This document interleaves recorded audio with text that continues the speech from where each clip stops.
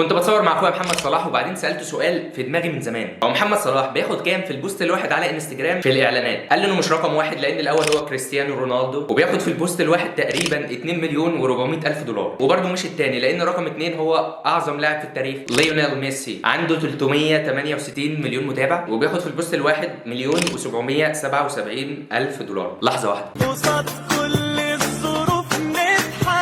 كل الدعم لمنتخبنا الوطني الارجنتيني في كاس العالم. المهم ان محمد صلاح ما طلعش من توب 3 بس هو رقم 9 في قائمه اغلى الرياضيين في الاعلانات على الانستا، بياخد في البوست الواحد 275 الف دولار، وده رقم قليل قوي على صلاح بصراحه، خصوصا ان هو ملك البريمير ليج، يعني تقريبا رونالدو بياخد قده 10 مرات، بس ده راجع لعدد الفولورز لانه عنده 53 مليون بس قال انه رغم العدد القليل ده فهو رقم واحد في الاعلانات في افريقيا، فدعيت له ربنا يزيده وسالته لو عنده رساله حابب يوصلها لجمهوره، فقال لي اقول لكم حاجتين مهمين. رقم واحد، الفلوس مش كل حاجه، اهم حاجه المينتاليتي. رقم 2، تعملوا لايك فولو شير. كان معكم هاني شاكر حسن شحاته.